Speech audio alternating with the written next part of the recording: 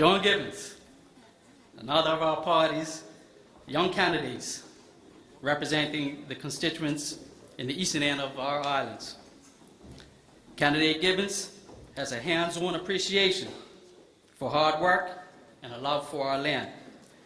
Growing up in St. George's, helping his father on the farm as well as on the fishing boat, Candidate Gibbons learned that anything you do in life needs to be carefully and thoughtfully cultivated and managed.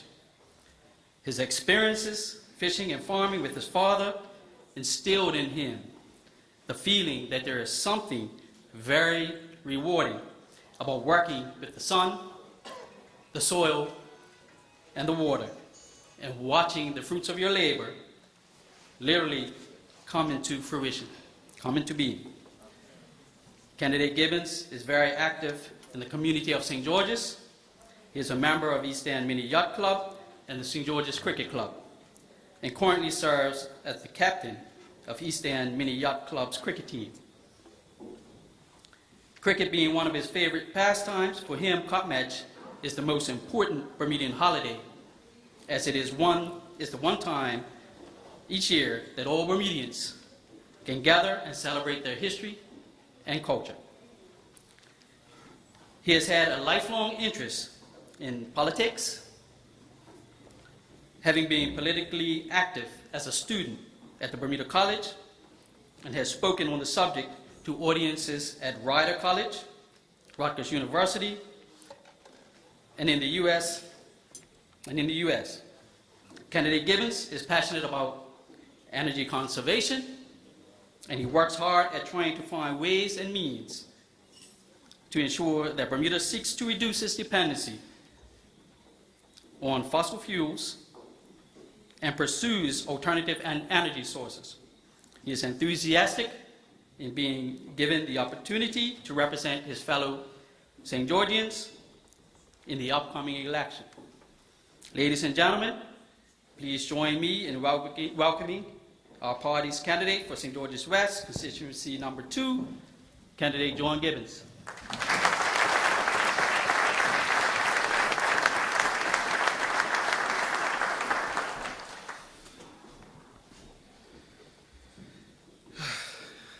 Good afternoon, good evening, everybody.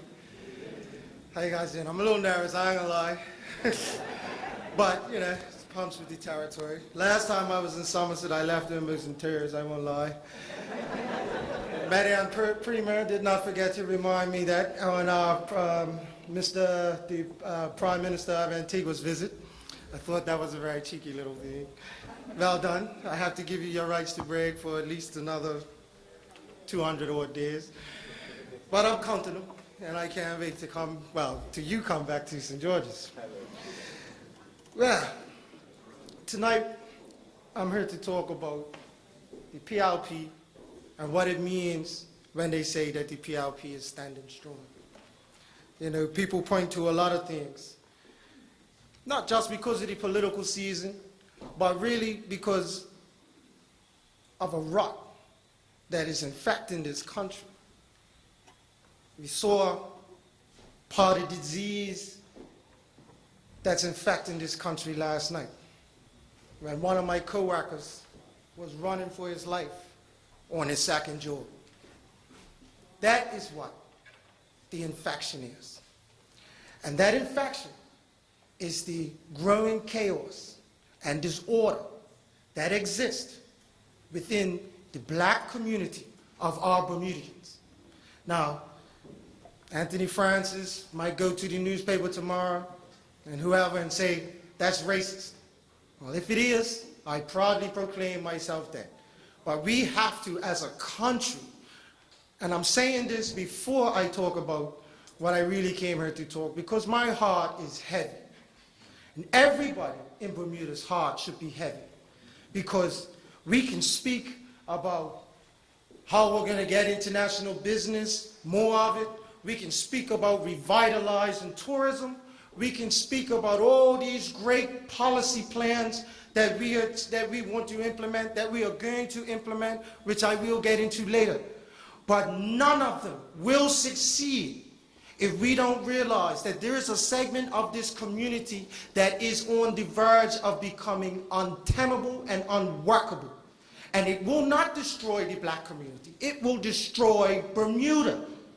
It will destroy white Bermuda, black Bermuda, Asian Bermuda, whatever Bermuda you want to call it. It's all Bermuda. And it will destroy it all. It is the gravest threat to the economic rejuvenation of this country. There is no doubt about it. We can argue over the debt, we can argue over policy plans, we can argue over everything. But if we can't get our own young people, our own children, our own grandchildren, our own brothers to realize that in the face of just degrading murder, if we don't, with the pride that we have as a party, as a people, as a Bermudian people, black people, white people, all Bermudian people, if we don't start standing up and start showing what the heart of this country is made of, what built this country has seen turmoil, the likes of which we can't even compare this century to. And this world right now is in a transition, the likes of nobody in this room alive has ever seen before. This country cannot work without the Bermudian. And that is the fundamental way that the Progressive Labour Party, I don't have to say Bermuda, there's only one Progressive Labour Party, and it's a Bermudian party. There's only one fundamental way that this party has shown that it is for the Bermudian. And that is putting in place a vision of the future. The reason I got into politics was because I don't want to see. I feel it is a grave danger, just like the violence that we face. It is a grave danger for us to not realize that we cannot afford politicians who can see very clearly the past, have very little vision of the present, and absolutely no vision for the future. That is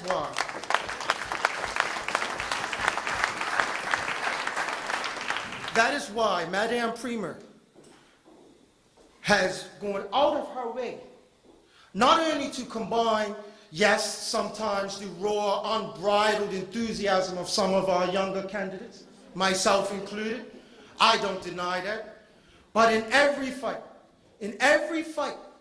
you cannot win it with just one side. And the fight that we're in it to win is not an election, it's not seats in parliament, those are just instruments, a means to an end. But those means to an end are the saviors for this country, because it is policy through voting that shapes people's lives. It shapes the rules we abide by. It shapes the feelings in our hearts towards our country. There are a lot of people who have insistently, I call it stupendous stupidity, been around encouraging. And you know the persuasion that these people come from. They're people who know that it is in their interest for young people not to vote. So they go around saying, I'm not voting. I'm not going to vote. It ain't nothing to vote for. A cynicism that has no right, nor place, nor tradition in this country. That is what is being preached, much of it from the older generation, black and white. Well, I'm here today to say it's not going to be tolerated. When I speak to the young people in St. George's, some of them say that. They say, oh, why in debt? I say, well, okay, we're in debt. Well, let's look at what the PLP has done. Let's look at it, right? My grand is 87 years old. She just spent 87 years old a few days ago, all right? Before, what was it, 2003? Something like that, the early 2000s, Future Curve was introduced. No Future Curve before that, right? Between the years of 2000 and 2010, Bermuda's population increased by 31%. The part of the population that increased by 31% was 65 and over. As of 2010, which was the last census, 65 and over members of Bermuda outnumber 0 to 5-year-olds. By the projections, by 2020, they will outnumber 0 to 5-year-olds and 5 to 19-year-olds combined. The demographic problem that we have is nothing that's talked about. And you know why the OBA doesn't bring it up when they discuss debt? Because they understand, or they don't understand, a fundamental mathematical problem. Bermuda has an aging population. And these are the words of the census, not my words. Bermuda is, for some time now, had below replacement level fertility. In English, it means we're not having enough babies. But I'm serious. We look at Europe. We look at the world as it is now. What is the chaos that we see unfolding in Europe? What is the similarities? Are there any similarities? Of course, you'll have some of these, what I call arbitrarily, I won't say wicked, but quite misleading politicians run around and say, there's nothing going on in the world that should affect Bermuda. I mean, you have Bob Bridges talking about the insurance company wasn't affected by the recession. The biggest insurance company in the world got bailed out by the U.S. government, AIG. You know, this guy says it's a financial visit. You know, I started reading it on my own. I didn't like it at first, but I'm coming to like it quite a bit. But look at Europe. Europe faces the same fundamental core that is driving their debt as what Bermuda faces. A fundamental demographic problem. When we created social insurance and the programs that we have to take care of our elderly, the ratio was 4, 5, 6 brothers and sisters, 2 parents and 1 grandparent. Now the pyramid is turned exactly the other way. You have 4 grandparents, 2 parents, and 1 child.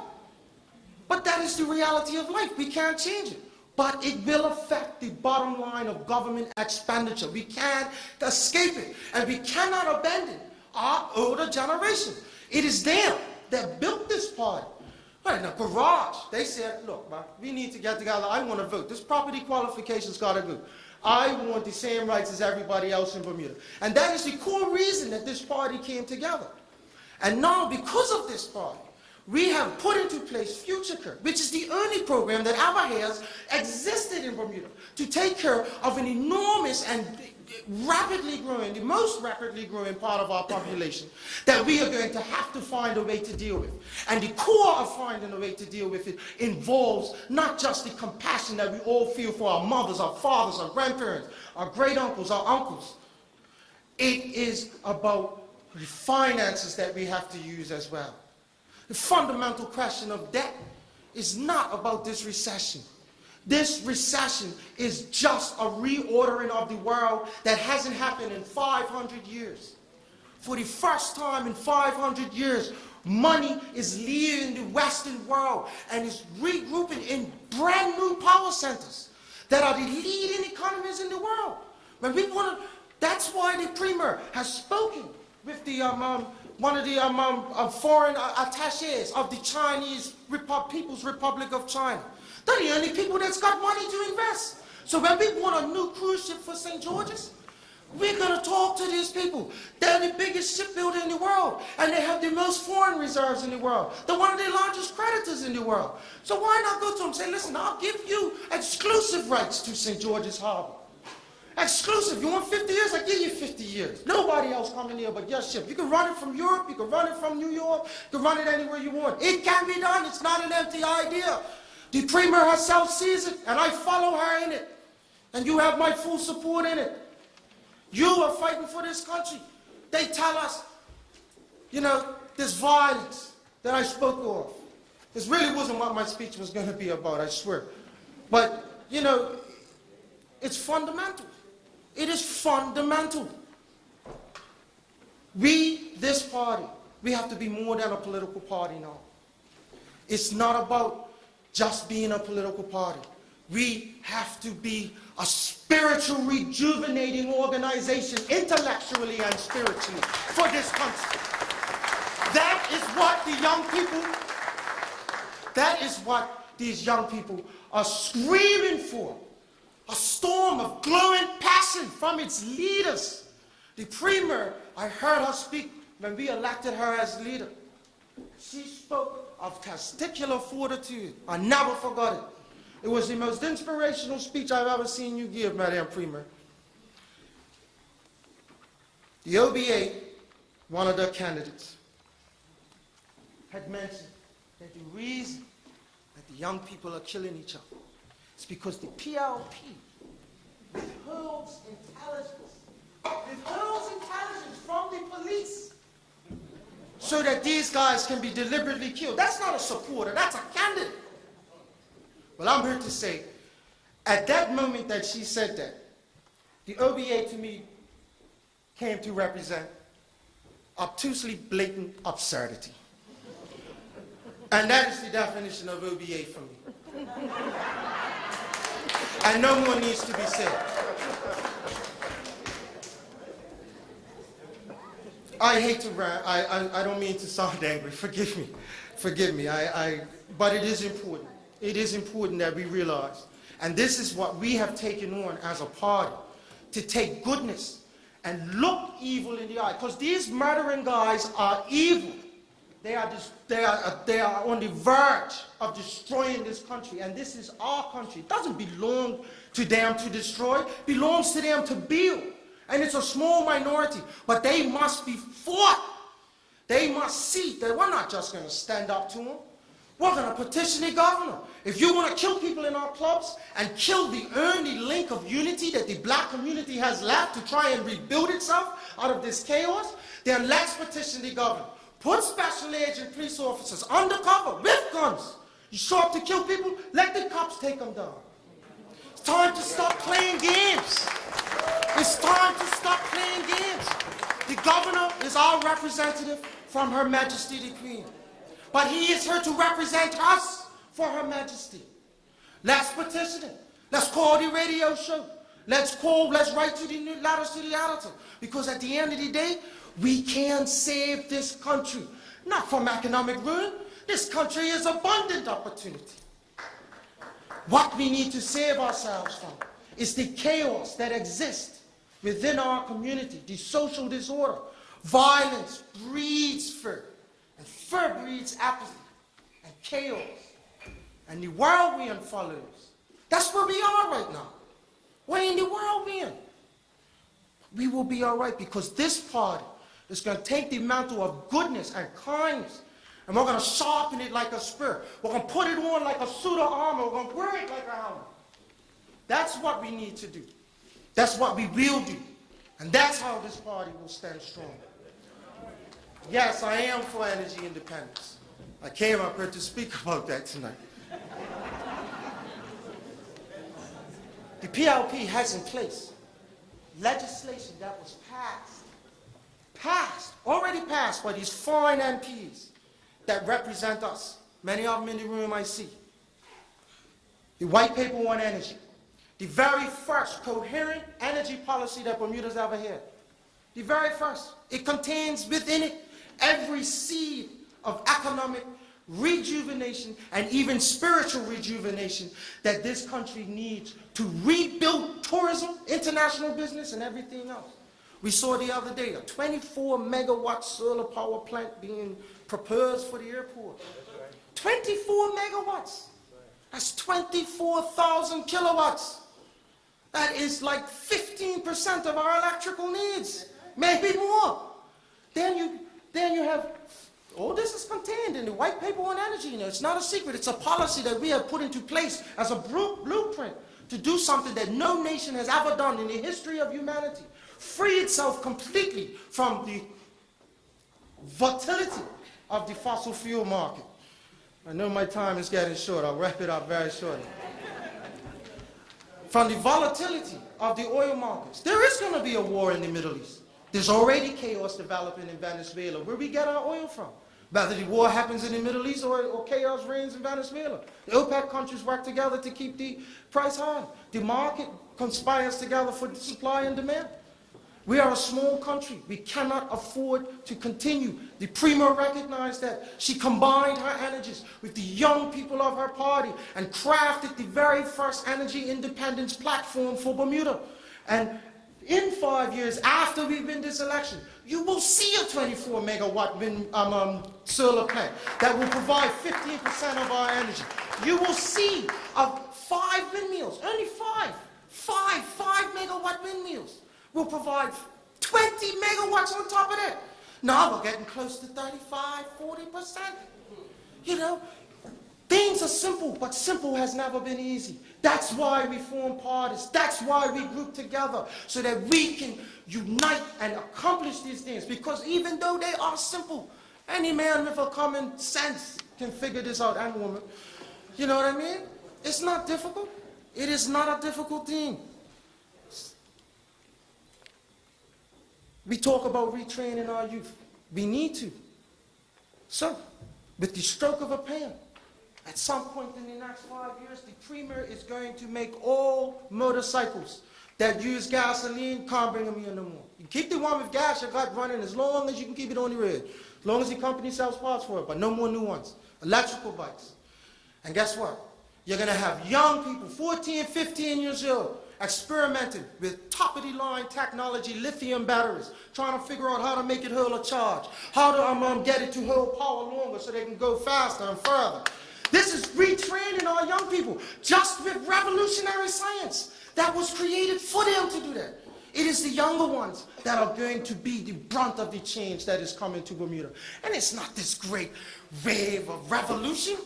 It is just that we are going to see ourselves again as what we have always been. This country has gone from a whaling country to a farming country. We have transitioned from whaling to tourism. We went from tourism to international business. And we will transform in the next 5 years to a country that has set an irrevocable political will to put this country squarely on the path to energy independence. It is the true freedom that we crave as Bermudians, because it will not only free us from this world and all its volatile problems in terms of the oil markets and commodity markets, it will give us a new self-belief in ourselves. And that is the only thing that's missing from the Bermudian right now. The Bermudian is a power within its own right. The minute we realize that, we will be as you were when you formed this party. And it is our job as political leaders, as community leaders, and just as members of this party. That is our vision. That is our purpose. That is what we were made for. Thank you very much.